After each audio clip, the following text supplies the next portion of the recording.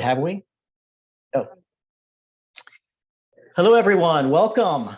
We're going to give everyone about another 60 seconds to join us. Thank you very much. Good to see everyone. Welcome.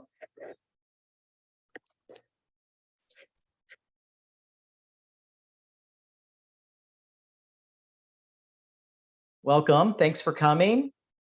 We're going to be another 30 seconds or so, and then we're going to start our webinar.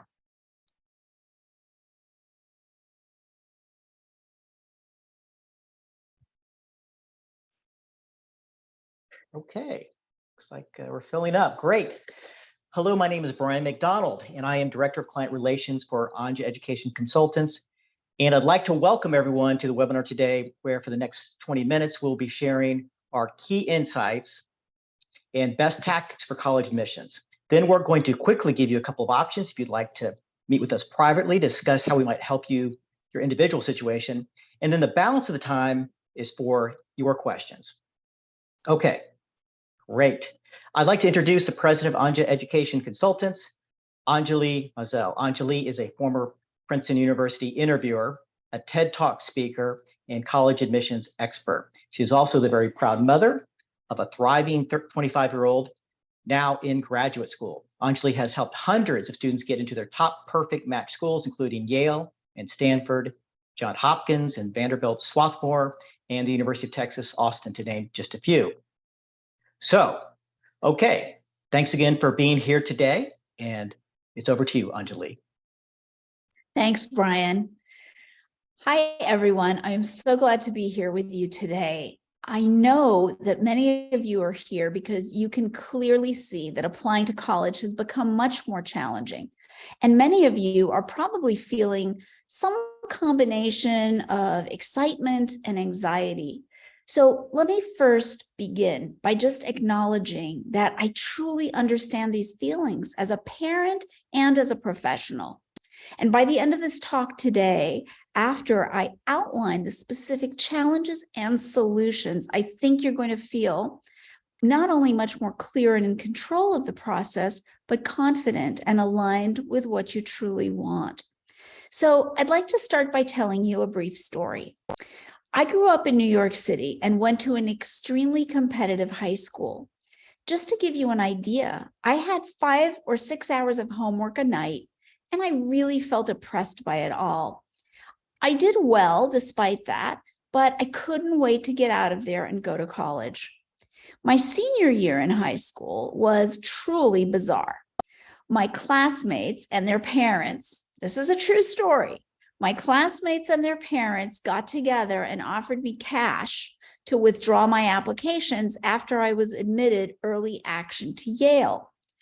And apart from the unsettling feeling this gave me, I had not really decided if I wanted to attend that school. I wanted to see which other options opened up for me in the spring.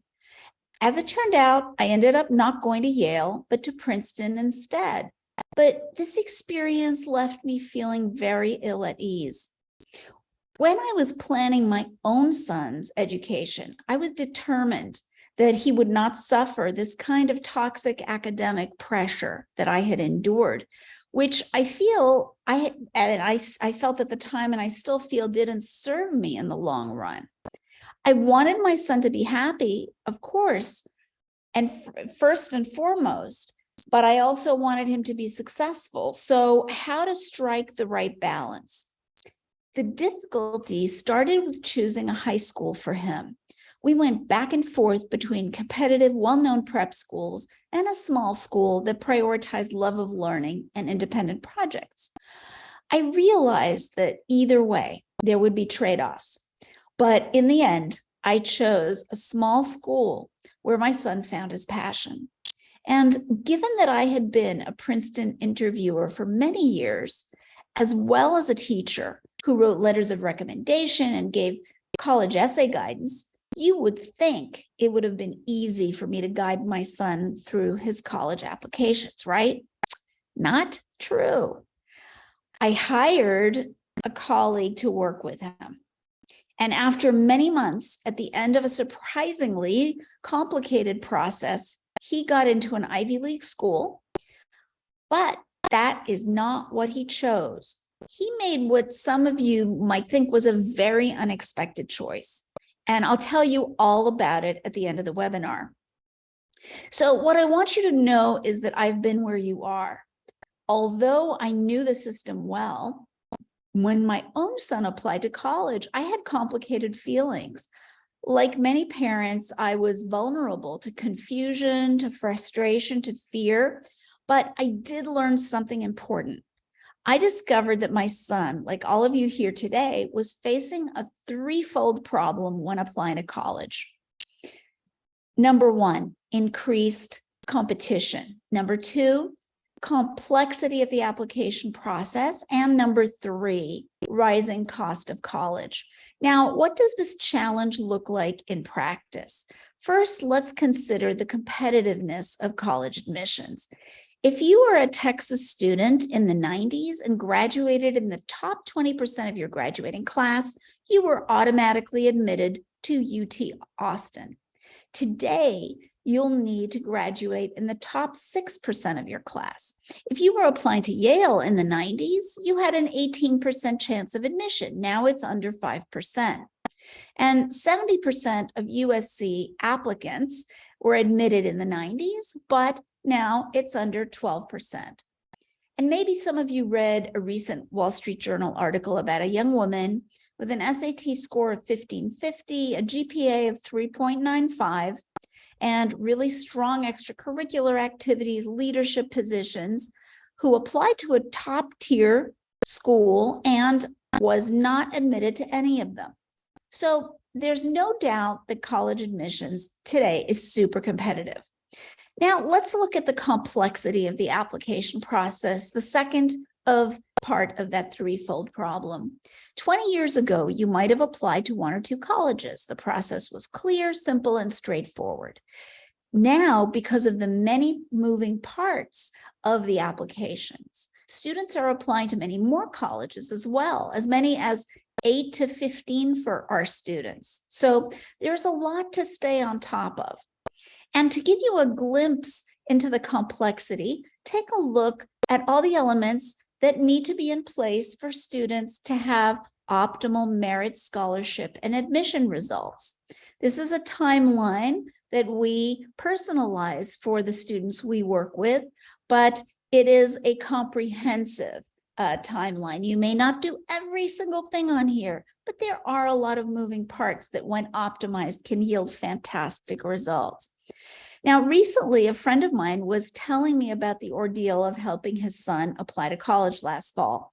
The numbers of different essays for each college, the completely different online applications to fill in, SAT prep timing, coordinating the letters of rec, and on and on and on. It was a ton of work and created months of tension with his son. So clearly, this complexity needs to be simplified. So after the complexity that we just saw and the competitiveness that we saw right before that, the fact is that college has gotten incredibly expensive. If you look at this graph and brace yourself, this really illustrates how the cost of college tuition has exploded. The red line here on the bottom is the rate of inflation. And as you can see, the black line on top is the rate of increase in college tuition. So it's really clear that college tuition has massively outpaced inflation for decades now. And private colleges can cost up to $77,000 per year, while in-state institutions, public schools, can cost up to $28,000 per year. But here's the good news. Merit scholarships that are not based on income, so there's the merit and then there's the income or need-based, but the merit scholarships can be worth tens of thousands of dollars and even hundreds of thousands of dollars. So how do we do this? How do we maximize these scholarships? Here are 3 quick success stories which illustrate how students can gain a competitive edge, simplify the complexity, and maximize scholarships to reduce the cost of college. So let's look at Tony to start with. When we began working together early in 10th grade, Tony had high A's and an SAT score in the 1500s. He was stellar in math, so his teachers and family were naturally pushing him toward engineering. But after talking with Tony, he made it really clear that engineering was not what he wanted. However, and this was the game changer, we discovered he had a significant talent and passion in art as well as STEM. So we matched him to a local art mentor and a summer program to develop an art portfolio, the portfolio that we could then include in his applications. Exploring his interest in visual arts and combining this with a talent in math led Tony to discover an interest and then a passion for architecture. And this discovery made all the difference because it really made Tony stand out. Why? Because now Tony had a story to tell, and nothing will make you stand out from the crowd more than having your own story that demonstrates genuine passion and growth. So to summarize, Tony discovered his passion. We admitted this, we simplified the application process, guiding him to a clear major and career path he loved, architecture. And Tony secured a $100,000 scholarship from Tulane. And by curating his art portfolio and targeting his essays to align with architecture and his new vision for himself, Tony found a competitive edge. Result, Tony was admitted to Rice, his first choice, where he has now finished a successful couple of years in college. In this way, Tony solved the threefold problem of college admissions. But not all of us are straight A students like Tony. Many of us get A's and B's, and we might have a down year, get sick, or be in a competitive high school, but we're still ambitious. This was Ellen. Ellen had a B average from a competitive high school, but was confident about thriving in a selective college. We discovered that her GPA had significantly improved over the 3 years of high school through her hard work. When she got B's, it motivated her to get tutoring and find a college professor as a mentor. And she kept signing up for challenging classes. She also rose to a leadership position in yearbook and got a summer internship in a startup incubator to explore a major in business. But how was she going to pull all these threads together to showcase her accomplishments? Ellen worked to tell her story in a compelling way as a journey of growth and responsibility. Ellen demonstrated through her essays and applications how she learned from setbacks, how these setbacks led to her development and improvement. In fact, the setbacks became assets. Maybe you or your child are like Ellen. You discovered a specific passion halfway through school. Maybe you began to excel by the end of junior year, or maybe you're a straight A student like Tony, who had a clear major in mind from the start. In any case, you may not recognize what is exceptional about you, but everybody has a powerful story to tell, and you need to tell your story in a memorable way. Your passions, your challenges, and your successes. So to summarize, for Ellen, she simplified the application process by keeping accountable and breaking down the long list of tasks into small steps. She submitted standout applications, and she eventually received 12 scholarship offers ranging from $20,000 to $100,000. She gained a competitive edge by pulling together all her academic and extracurricular experience into a compelling story. And where did this story show up? In her essays, in her interviews, so that despite her GPA, she was admitted as a business major to Emory University, her first choice. So Ellen solved the threefold problem of college admissions. Now, our third case study is Grace, and her story is slightly different. She had a mixture of A's and B's and a remarkable singing talent she needed to showcase. So what was the solution to the threefold problem of college admissions for Grace? First, She simplified the process by staying organized and on task through specific spreadsheets and an application tracking system. Second, to keep costs down, she optimized all aspects of the applications and tailored the college list. She was awarded, in her case, she was awarded scholarships ranging from $80,000 to $199,000. Third, Grace was a singer, and because she was a singer, she gained a competitive edge by curating her vocal submissions and helping her get admitted to the super selective Grammy summer camp. In the end, she was accepted to her first choice college, the very prestigious California Institute of the Arts, or CalArts. So the three students we discussed, Tony, Ellen, and Grace, were all success stories, but in different ways. Yet all these students, for all of them, they solved the problems of competitiveness, complexity, and cost of college. Through these case studies, we hope you have gotten some valuable tips on what to prioritize in college planning. Now, before we answer your questions, which is going to be the bulk of the time and very tailored to your needs, let's first answer the most common question, which is how you can work with us individually. And before we give you those three simple options, here is our track record. So for 2022 application cycle, our students received over $2 million in scholarships, and our average total four-year scholarships per student was $182,000. So the return on investment for the families that worked with us was very high, and our fees were paid for many times over.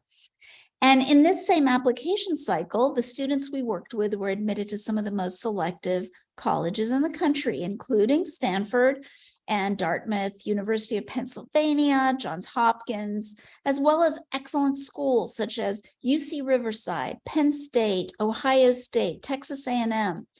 Best of all, these colleges were also the right fit for each applicant. We made sure of that. So if you want to gain a competitive edge, simplify the application process and keep costs down, like the hundreds of students we've helped ace college admissions. Here are the three simple options. Option number one is for 8th to 10th grade students, and we have a one-year early talent development package, which gives us time to identify your kids' talents, discover their passions, and make sure that they're really on track. This option also maximizes admissions and scholarship results when they apply to college. We will help optimize their GPA, their test scores, extracurriculars, and summer planning. And packages start at $24.97. Option number two is for 11th to 12th grade students. And for those grades, we have two possibilities. The first one is our A-list package, our most popular one, which will give you a competitive edge, simplify the application process, and keep costs down. In this one, you work directly with me, and we'll help optimize your essays, your SAT prep, and testing in collaboration with our partner, Method Learning. And we will help you with all the applications up to 10, summer planning, as well as demonstrated interest score for each college. And this package costs $19,997 with the ability to provide some level of customization. And then our second option for 11th to 12th graders is the two-year college advisor package. It's the same exact one as the A-list, but instead of working with me, you work with an advisor that I have handpicked and trained. And the cost for that is $7,997. So if you're serious about working with us, please sign up for our free discovery session and bring your questions. Students, please have both parents with you, so sign up for when they're available. And parents, please bring your spouse. So please, Sydney, if you would paste the link for the sign up in the chat, that would be great. And again, this session is designed to explore our packages and answer your questions. Students, please bring your parent, so sign up for when they can attend. And parents, please bring your spouse if at all possible. So before I answer your questions, I really want to finish the story about my son. And I think that if Sydney can spotlight me or pin me, that would be fantastic, so that people can see my screen full screen. Fantastic. Thank you, Sydney. So the story about my son, right? At the end of the process, right? My son applied to college a few years ago. And at the end of the process, as I mentioned, he did in fact get into an Ivy League school, but that is not what he chose.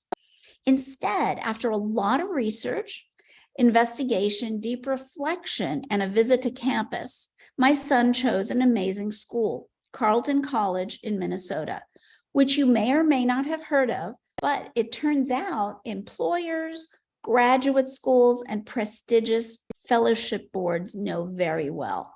It was by far a better choice for him than the Ivy. At Carleton, my son got more attention, classes were more targeted, his professors advocated for him. He stood out. And after his freshman year, he got the Orion mission internship at NASA over the summer, and a second Orion mission internship at NASA the following summer. Today, he's in grad school at an Ivy League college and tells me that in retrospect, although some disagreed with his college choice, this was absolutely the right call. And best of all for me as a mom, he's happy and thriving. So the reason I told you the story, really, parents and students, is that I know you may be anxious right now, but I can assure you that there are many roads to success, many more than you think.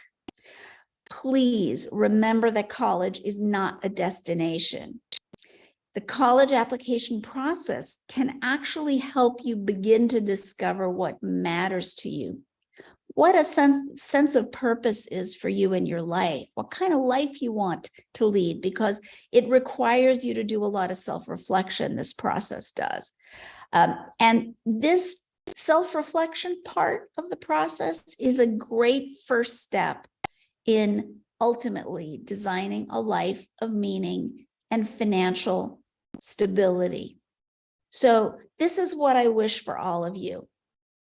Now, let's see what questions you are asking. And I'll be very, very happy to answer them. I just want to share my screen with my contact info, because that can be helpful. Okay, so here we go. Does the package for 8th to 10th, is it the same as 11th to 12th? No, the work that we do, and this applies to you whether you work with us or not, the groundwork that you're going to set down for the time when you're actually ready to apply. Most students submit their applications anywhere between August before their senior year through the fall of their senior year. So, but to lay the groundwork, to be in a great position to optimize those scholarships, to really have an edge in the admissions process, you kind of have to think a little bit early. Now, please don't worry if you or your child, is in 11th grade or, it's not a problem, because anywhere you start is really great. If you're in 11th grade right now, this is a great time to start. If your kids are in 8th, anywhere between 8th to 10th, that's a great time to start. And you start making those building blocks, making those decisions. What am I going to do in the summer? What kind of extracurricular activities am I going to take? Which courses am I going to take in high school? what are my strengths? What are my challenges? How am I going to showcase all of that when the time comes? Now, don't get me wrong. We're not trying to somehow get the kids, obsessed with their resumes and just tunnel vision into, I have to check all these boxes in order to get the scholarships. It's not like that. It's really about combining a sense of exploration of the world, because very few students in high school know what they want to do, right? Whether it's about majors or about careers. So this is a great time to be able to start exploring. So the strategy about maximizing scholarships and having the best admission results, the interesting part of it is that if you go into it with curiosity, it can actually contribute to student well-being. It doesn't have to be a stressful and kind of transactional situation where students are just trying to get, the volunteering hours, just checking off random boxes because they think that's what colleges are going to look at.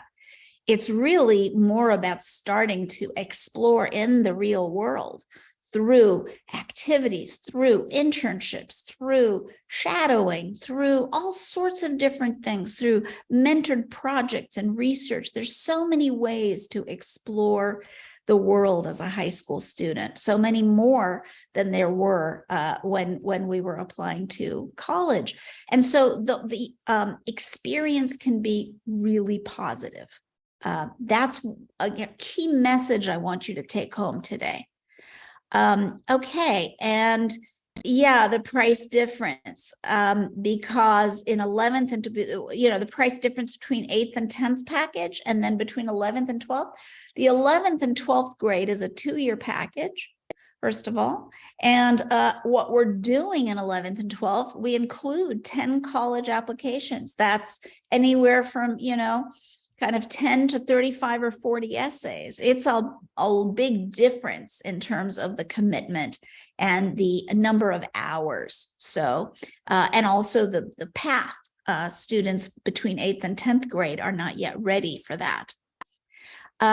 So my son is a rising senior going to apply to college this year, August to December. Any different options for him? Absolutely.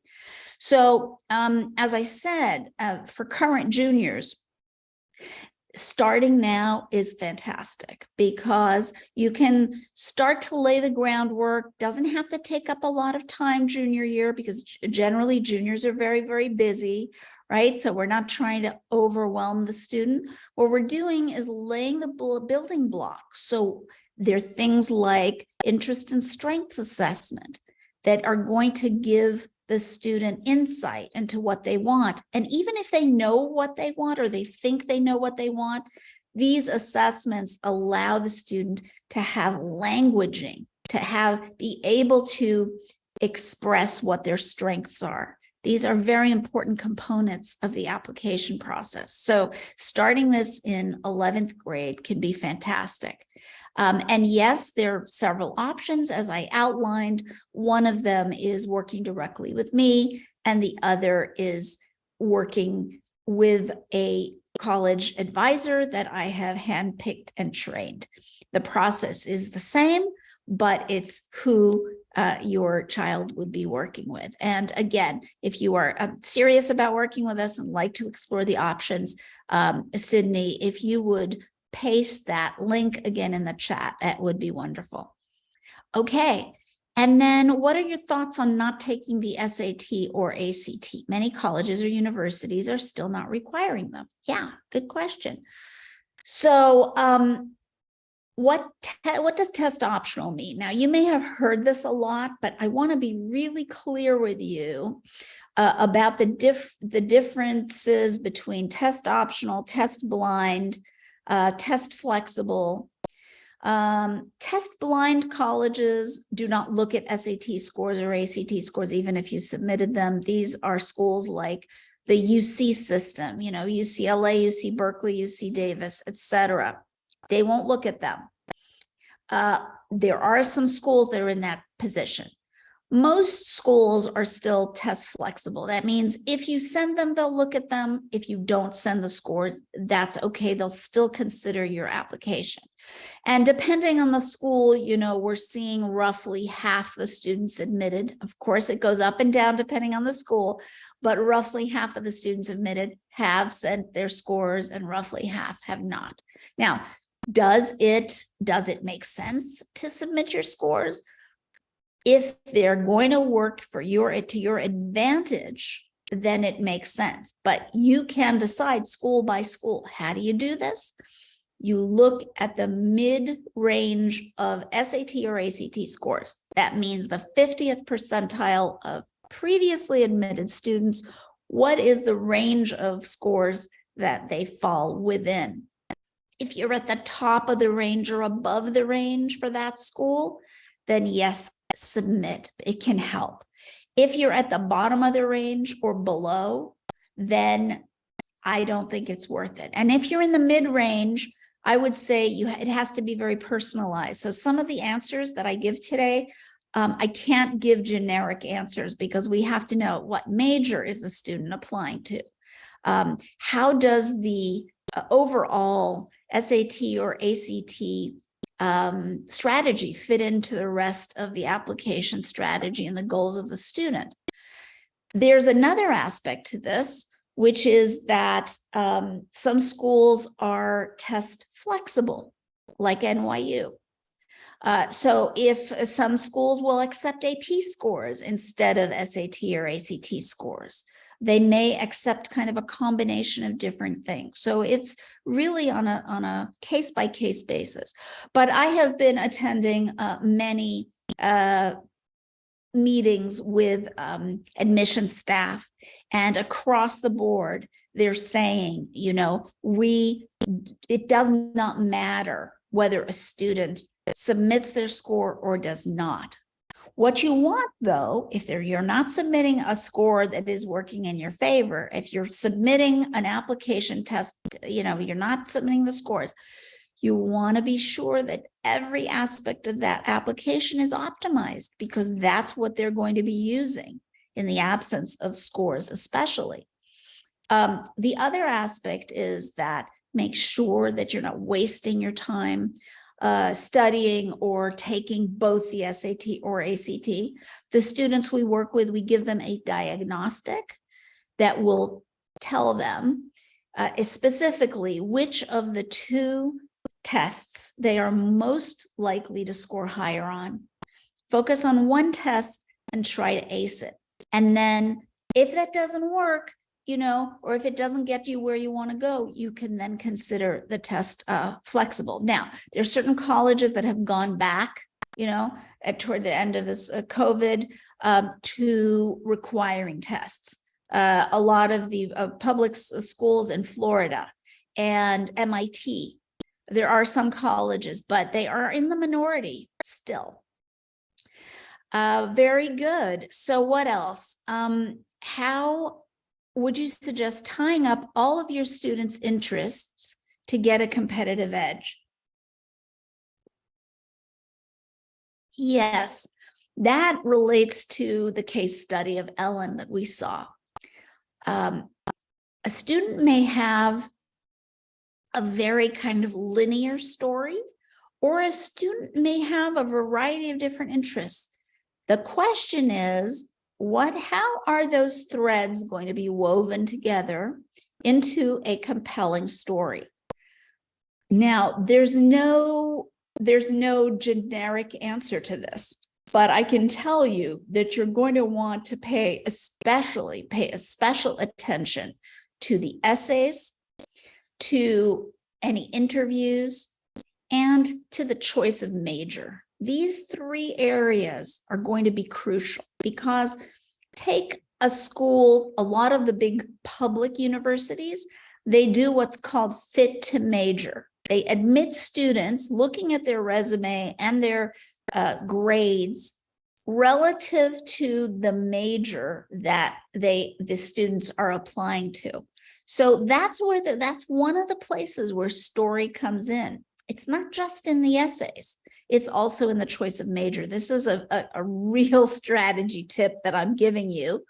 And, sometimes students will apply for a major because they're interested in it at the time, because their background, their extracurriculars and their grades point to that major. And then they get to the school and they take a few courses and they realize, hey, yeah, maybe I did really well in high school in classes that relate to this, but I'm not as interested in this as I am in this other thing. So we also have to accept that, yes, we're helping students come up with a plan, but we also want to give them the opportunity to explore other paths if those are going to be more appropriate. Okay, so let's see what else. Related to that, my student has a 4.6 GPA, scored 5s on APs, has terrific leadership, sports and extracurriculars, but scores 1300s in the SAT. Okay, so yes, there are students who are very bright, very hardworking, and who are just not great test takers, right? So we have to kind of, that's what we do. We help students figure out how much time am I actually going to spend on test prep? Is it really worth spending, an extra 3 to 4 months studying to be able to take the SAT again? Or is it clear from the first 2 times that, this may not be my strong suit? And so let's focus on other things, right? Sometimes when a student has really tried and really has kind of hit a wall, I mean, at times it's possible to find, this kind of key to unlock a higher score. But generally, we see students improve 150, maybe 200 points on the SAT, and between 3 and 6 points. 6 is very high on the ACT. So there's a point at which it's, you have to also put together a strategy of time management, where what are you going to use your time for? What is going to be most valuable to give you that competitive edge? So these are important questions. And then there's a question. So if I start in 8th grade, then would I have to do both packages? The 8th grade package that we gave was a yearly package. And then the 11th to 12th grade package is a 2-year package for just 11th and 12th. So that's how it works. And we help students who are 8th, 9th, 10th, of course, 11th as well, but the younger students, we help also plan the summer so that by the time they get to 11th grade summer, they have an opportunity to take maybe more advanced classes or participate, able to apply and get into more competitive internships and things like that. We're helping to build their resume, but at the same time, helping them explore what matters and where they are in the process. So my son would like to take business major investment. Where can he find activities where he can volunteer that is relevant to this major? So, again, you're asking a very specific question about a student that I don't know. So when we evaluate a student to recommend X, Y, or Z summer program or X, Y, or Z extracurricular activities, we're looking at that entire student. We're looking at their transcript. We're looking at their family commitments. We're looking at every single aspect, and we're looking at their personality, because one student may be very happy volunteering in a nonprofit where they're working in the office to give you a generic answer, right? Which we can't really do, but I'm going to give you a couple of directions. So maybe very happy volunteering at a nonprofit in an office where they're kind of learning about some business related aspects, while other students would be much happier if, for example, volunteering online. There are some very interesting remote internships available to high school students, while other students, would find being mentored or shadowing in an investment company would be much better. But this really depends on a number of factors. And so it is difficult to give you one answer, but just for you to know, there are a variety of possibilities in this type of planning for getting those activities aligned. Is biology a hard major to get into for top universities? Well, this is the thing. Anything that smacks of pre-med is going to be competitive. So the most competitive majors in colleges, generally speaking, are engineering, computer science, business, and then kind of, pre-med kind of tracks, biology, psychology, and then also economics. Those are going to be the most popular majors, are generally going to be the ones that are the most difficult. So, what you can do is, depending, of course, on your track record, your transcript, and all of that, you can certainly you're going to want to include a mixture of likely schools, target schools, and possibly reaches, or what we call lotteries, which are colleges that have admission rates under 30%. So you can play with it with a college list. You can also look at adjacent majors that are not the big popular majors, but that still will get you where you want to go and are still fascinating to you. So that's kind of another way to look at it. So I hope that one was helpful. To be a Stanford biology major, what do you propose students do? My child has a 35 ACT and an AGPA, but she doesn't have research. Is that a problem? Well, this is the thing. I don't know what grade your child is in. So it's really hard for me to tell you what exactly to do. 35 ACT and an AGPA is great. My other question is, why are you asking about Stanford specifically? Schools that have admission rates in the single digits, and even in the lower double digits, basically anything under 30%, except for students who have, kind of exceptional, what are called hooks, which is something that really makes them stand out. It's not wise to decide, oh, I want to go to X school. It's just not a wise approach.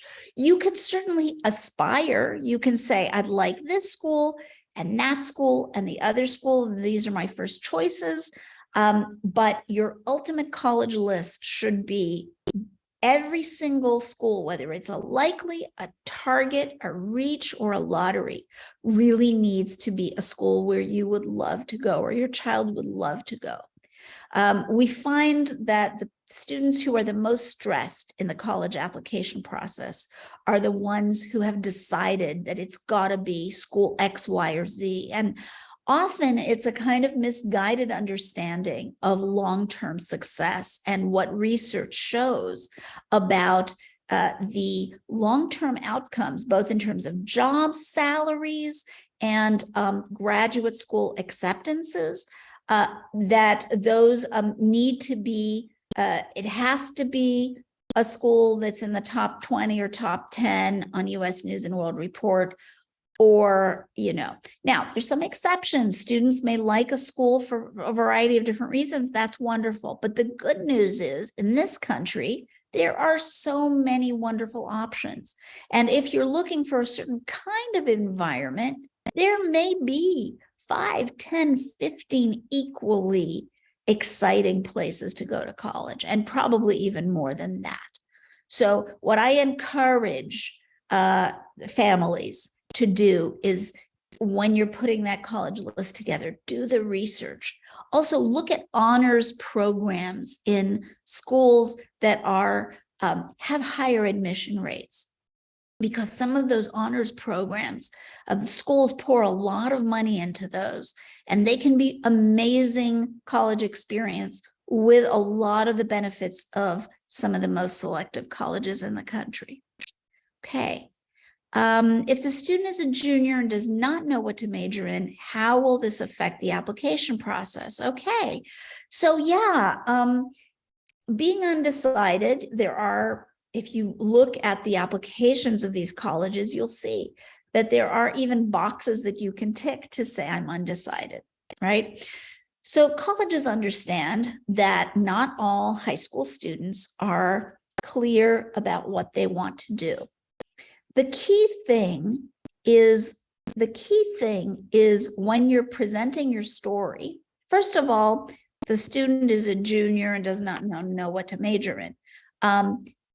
You're a junior, you still have this summer, right? This summer is a very powerful opportunity to get to know what you really want. A lot of summer programs and summer opportunities, the deadlines are still open. So don't discount that, because you might not know now, but by the end of the summer, beginning of the fall, you may have a much clearer idea. But if you don't, and you have a variety of interests, the thing to do is going to be to explain what you like about each of them, what if you have any extracurricular or academic experience that relates to each of them. What's interesting also is that today there are many double majors or multidisciplinary majors that allow you to bring together a variety of interests. A case in point is Carnegie Mellon. They have this BXS degree, which basically allows you to combine something like neuroscience and art, something as two subjects that are typically considered very, very different.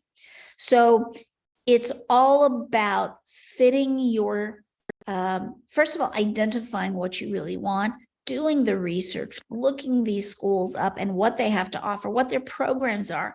Do these schools have a create your own major? Some of them do. And that can allow students with several, for example, several STEM interests, or one social science and one humanities, or strictly humanities, but I mean what, like social science and literature, for example, to bring those together.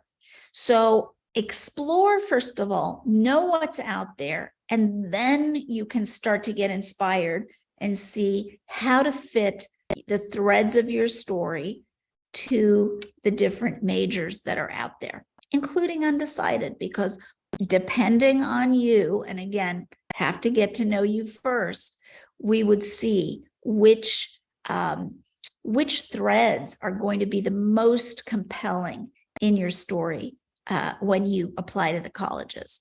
Okay, so question about early action and early decision. Great questions today, by the way, really good. So what's the difference between early action and early decision? Early action are generally, well, both of them have admission dates or application dates that are earlier than the regular deadlines. So generally what early means is something like mid-October, beginning of November, beginning of December of the student's senior year. And early action is not binding. That means that if you apply early action to a college and you're admitted, you are not obligated to attend that school. Early decision is also an early deadline, but the difference is that in early decision, if you are admitted, you are obligated to attend. So the obligation to attend can work in your favor, because in some cases, early decision can double or triple. There even been a few schools where it quadruples your chances of admission. Now, what's the trade-off though? The trade-off is that since the college knows that you're going to attend, if they admit you, they don't have any incentive to offer you merit scholarship. Okay, you're saying to them, if you admit me to this school, it's my first choice. If you admit me, I'm attending. So then there's not much incentive, right, for them to propose a merit scholarship. If merit scholarships are important for you, then early decision may not be right. But early action might be fine, because there you have no obligation. All you get in early action is the advantage of getting your answer back sooner. So you find out earlier, pretty much. That's the difference. Okay. And is it better to apply undecided or with a major? Well, that's kind of what we were talking about before. In any case, whether you apply undecided or with a specific major, you are going to have to talk about yourself and what matters to you. And that's why spending time on research, spending time understanding what the majors are that are offered and what all the different possibilities are, that's going to help you a lot, because it's going to not only help you to get to know the school, but then when you explain why you've chosen undecided, for example, you will say, I love this major and I love this major and I love this major. And I'm thinking that my first year, I'm going to take courses in those three, and then I will be able to find out. But then the point that you have to be sure to include is, what is it about the school in general that you like? Look at mission, the school's mission. Look at the school's community. Look at their values. Look at student organizations. Okay, there are a lot of very important things for you to be able to talk about. All right, if my child is a junior and has A grades and volunteers at a hospital and works as a music teacher and would love to go to Stanford, do you think it's possible for them to get into a biology major? Okay, again, the students that we've had who've been admitted to Stanford, and we have had them, are students who have something that is extremely distinguishing about them. You know, national champion of X, Y, or Z, or some, big research. That's generally how it happens. Now, there are exceptions, right? There's no crystal ball, but what I can say is, do not go into the application process with a school in mind.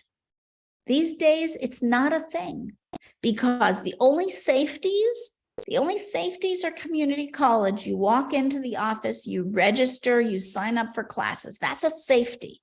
Apart from that, the application process is very opaque. Schools like Stanford, they can admit 10 to 15 equally qualified candidates for each slot. And they only have limited slots every year for the freshman class. And because of that and a bunch of other factors, which, we can go into at another time, we cannot predict. There is no crystal ball, right? What you want is to make this process beneficial to your student, to you as a family. And there are many fantastic colleges in the United States. We are very lucky. People come from all over the place to attend university here. So my recommendation now, everything you said, A grades, volunteering at a hospital, working as a music teacher. All of this stuff is wonderful, right? But, and again, I would have to kind of look at the whole picture, the student's resume, the student's transcript, talk to them, and we at Anja Education Consultants are very honest. We will say, we think you have a shot. It's still a lottery school, but we think you have a shot. Or we'll say, it's a lottery school, but we don't recommend it in your case. I mean, we'll just be very honest, because we're in the business of making this process as successful and beneficial and enjoyable as possible for parents and students. So what you can do if you're, interested in talking more is definitely, and interested in our services, definitely book a time. And if not, do a lot of research on these, a variety of colleges, and see what they have to offer. Because the possibilities are immense. They really, really are.